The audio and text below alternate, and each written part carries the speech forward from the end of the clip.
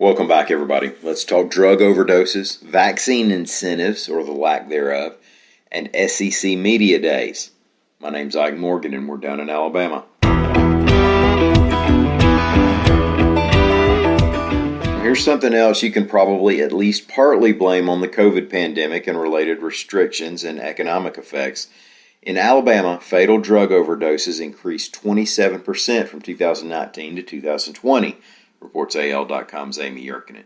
According to preliminary data estimates from the Alabama Department of Public Health, nearly 1,000 Alabamians died last year of overdoses. Most of those were due to opioid use, and fentanyl specifically continued to climb as a killer. That's a synthetic drug, often found mixed in with methamphetamine, cocaine, and crack, sometimes without the user even knowing it's in there. The use of fentanyl reportedly was already on the increase, but health officials in some of Alabama's cities said there were surges in the spring. On top of its already being a deadly trend, fentanyl use may have jumped because of supply interruptions in the drug trade last spring. Some more products were tainted with it. Birmingham Recovery Center Executive Director Ian Henyon, quote, "As humans isolate, they tend to get sicker, and you don't have the same kind of boundaries around using substances that were typical prior to the pandemic." Now, just this week in Madison, there was a grandmother arrested after a 1-year-old died from fentanyl exposure, and investigators there found the drug throughout the home. It's not just an Alabama problem either. Nationally, overdose deaths were up almost 30%. The Wall Street Journal reported that so many people died, more than 93,000, that it has actually been part of lowering life expectancy in the U.S. more than we've seen since World War II. Alabama Governor Kay Ivey is encouraging people who haven't gotten vaccinated to go and do it. But she's not looking for an incentive to try to persuade people to get it done, reports AL.com's Greg Garrison.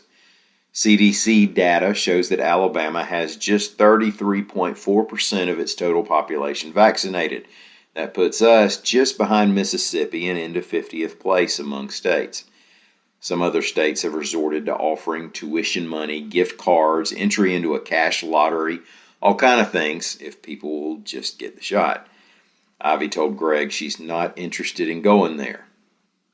Any other questions, Greg? Yeah, Governor, is there anything we can do to bring us up from the bottom in terms of vaccination rates? Get more people to take the shots. Mm-hmm. They're free, they're safe, they work, the data proves they work. Use your head and get shot. Is there anything you personally could do, some kind of incentive program perhaps that hasn't been done yet? I think the best thing for us to do is just to encourage everybody to use that common sense, practice personal responsibility, and make themselves and their families safe. Take the shot.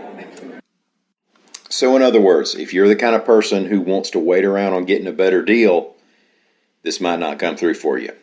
Consider going ahead and getting your vaccine, maybe pay off the student loans and go home and put a ring on it. But it's all up to you. Folks, this summer is scooting right by us, and we'll be hearing helmets and shoulder pads popping before we know it. Next week, Monday through Thursday, the 2021 SEC Media Days will take place at the Winfrey Hotel in Hoover, Alabama. Now, last year, Media Days were canceled because of the pandemic, and this year, they won't be like the Media Days of old with the big fan frenzy. AL.com's Craig Stevenson reports that the general public is not allowed inside the Hyatt Regency Birmingham during the event. Instead, there will be a designated area outside so fans can watch the players and coaches walk into the building. Social distancing efforts mean no chasing autographs or mugging with your heroes for photos. Also, the SEC Media Days lineups were announced. The Alabama Crimson Tide will be up Wednesday with Coach Nick Saban, defensive lineman Fidarian Mathis, and wide receiver John Mechie.